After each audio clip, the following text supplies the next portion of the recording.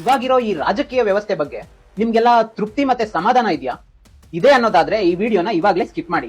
ಈ ವಿಡಿಯೋ ನಿಮಗಲ್ಲ. ತೃಪ್ತಿ ಇಲ್ಲ ಅನ್ನೋದಾದ್ರೆ ಈ ರಾಜಕೀಯ ವ್ಯವಸ್ಥೆಯಲ್ಲಿ ಏನಾದ್ರೂ ಚೇಂಜ್ ಆಗ್ಬೇಕು ಅನ್ನೋ ಆಸೆ, ವಿಶ್ವಾಸ, ಉತ್ಸಾಹ ನಿಮ್ಮಲ್ಲಿದ್ಯಾ? ಇಲ್ಲ ಅಂದ್ರೆ ಸಾಕು, ನೀವು ಈ ವಿಡಿಯೋ ನೋಡಿದ್ದು ಸ್ಕಿಪ್ ಮಾಡಿ. ಚೇಂಜ್ ಆಗ್ಬೇಕು ಅನ್ನೋ ಆಸೆ ಇದ್ರೆ ಏನ್ ಚೇಂಜ್ ಆಗ್ಬೇಕು? ಒಂದು ಪಕ್ಷ ಚೇಂಜ್ ಆದ್ರೆ ಸಾಕ? ರಾಜಕಾರಣಿಗಳು ಚೇಂಜ್ ಆದ್ರೆ ಸಾಕ? ನೀವು ಪಕ್ಷ ಮತ್ತೆ ರಾಜಕಾರಣಿಗಳು ಚೇಂಜ್ ಆದ್ರೆ ಸಾಕಪ್ಪ ಅನ್ನಂಗಿದ್ರೆ ಈಗಲೇ ಈ ವಿಡಿಯೋನ ಸ್ಟಾಪ್ ಮಾಡಿ. ಇಷ್ಟು ವರ್ಷ ಮಾಡ್ಕೊಂಡ್ ಬಂದಿದ್ದೀರಲ್ಲ, ಪಕ್ಷ ಮತ್ತೆ ರಾಜಕಾರಣಿಗಳನ್ನ ಚೇಂಜ್ ಮಾಡ್ಕೊಂಡು ಹೋಗಿ. ಇಲ್ಲ, ಕಂಪ್ಲೀಟ್ ರಾಜಕೀಯ ವ್ಯವಸ್ಥೆನೆ ಚೇಂಜ್ ಆಗ್ಬೇಕು ಅನ್ನೋದಿದ್ರೆ ಆ ಚೇಂಜ್ ಒಬ್ಬ ಲೀಡರ್ ಅಥವಾ ಸ್ವಲ್ಪ ಜನ ಲೀಡರ್ಸ್ ಇಂದ ಆಗುತ್ತೆ ಅನ್ಸುತ್ತಾ, ಅಥವಾ ಜನರಿಂದ ಆಗುತ್ತೆ ಅನ್ಸುತ್ತಾ?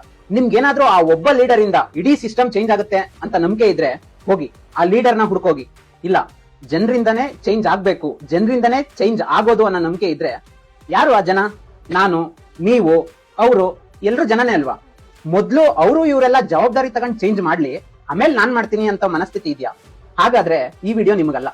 ಮೊದ್ಲು ಆ ಜನರಲ್ಲೇ ಒಬ್ಬನಾದ ನಾನು ಜವಾಬ್ದಾರಿ ತಗೊಂಡ್ ನನ್ ಕೆಲಸ ನಾನು ಮಾಡ್ತೀನಿ, ಆಮೇಲೆ ತಾನಾಗೆ ಎಲ್ರು ಕೂಡ ಮಾಡ್ತಾರೆ ಅನ್ನೋ ನಂಬಿಕೆ ನಿಮ್ಗಿದ್ರೆ ಆ ಚೇಂಜ್ ಮಾಡೋಕೆ ನನ್ನ ಹತ್ರ ಒಂದು ಪವರ್ಫುಲ್ ಆಯುಧ ಇದೆ.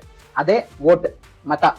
ಆ ಮತ ಹಾಕಿ ನಾವು ಏನನ್ ಬೇಕಾದ್ರೂ ಚೇಂಜ್ ಮಾಡ್ಬೋದು ಅನ್ನೋ ನಂಬಿಕೆ ನಿಮ್ಮಲ್ಲಿ ಇಲ್ಲ ಅಂದ್ರೆ ಹೋಗಿ ನೀವು ಅದ್ ಯಾವ ರೀತಿ ಚೇಂಜ್ ಮಾಡ್ತಿರೋ ಮಾಡಿ.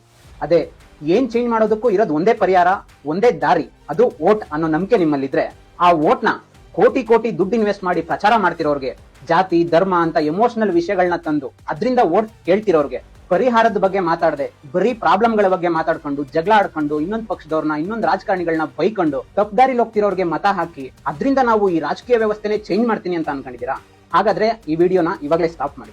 ಇನ್ನು ನೀವೇನಾದ್ರೂ ಇಲ್ಲಿ ಕೆಲಸ ಸಿಗೋದಕ್ಕೋಸ್ಕರ ಕೋಟಿ ಕೋಟಿ ಹಣ ಇನ್ವೆಸ್ಟ್ ಮಾಡದೇ ಇರೋರ್ಗೆ, ಜಾತಿ ಧರ್ಮದ ವಿಚಾರಗಳನ್ನ ಈ ರಾಜಕೀಯದಲ್ಲಿ ತರದೇ ಇರೋರ್ಗೆ, ಜನರಿಗೆ ಏನ್ ಬೇಕೋ ಆ ಕೆಲಸನ ಟ್ರಾನ್ಸ್ಪರೆಂಟ್ ಆಗಿ ಬರೀ ಸಂಬಳಕ್ಕೋಸ್ಕರ ಕೆಲಸ ಮಾಡ್ತೀನಿ ಅಂತ ಹೇಳ್ತಿರೋರ್ಗೆ, ನೀವು ವೋಟ್ ಹಾಕಿ ಈ ರಾಜಕೀಯ ವ್ಯವಸ್ಥೆಯಲ್ಲಿ ಬದಲಾವಣೆ ತರಬೇಕು ಅಂತ ಇದ್ರೆ ಆ ತರ ಕೆಲಸ ಮಾಡೋರು, ಮಾಡ್ತೀನಿ ಅಂತಿರೋರು ಯಾರಾದ್ರೂ ಇದಾರ? ನಿಮ್ಗೆ ಯಾರಾದ್ರೂ ಗೊತ್ತಿದ್ರೆ ದಯವಿಟ್ಟು ಅವ್ರಿಗೆ ಸಪೋರ್ಟ್ ಮಾಡಿ, ಅವ್ರಿಗೆ ವೋಟ್ ಮಾಡಿ. ನಿಮ್ಗೆ ಆ ತರ ಯಾರು ಗೊತ್ತಿಲ್ಲ ಅಂದ್ರೆ ನನಗ್ ಗೊತ್ತಿರೋದೊಂದು ಹೇಳ್ತೀನಿ ಕೇಳಿ. ಅದೇ ಪ್ರಜಾಕೀಯ, ಉತ್ತಮ ಪ್ರಜಾಕೀಯ ಪಕ್ಷ. ಅದ್ರ ಬಗ್ಗೆ ತಿಳ್ಕೊಬೇಕು ಅಂತ ಆಸಕ್ತಿ ಇದ್ರೆ ಪ್ರಜಾಕೀಯ.org ಅಂತ ವೆಬ್ಸೈಟ್ ಇದೆ, ಅದಕ್ಕೆ ಹೋಗಿ ಕಂಪ್ಲೀಟ್ ಆಗಿ ಎಲ್ಲದನ್ನು ಅದರಲ್ಲಿ ಗೊತ್ತಾಗುತ್ತೆ.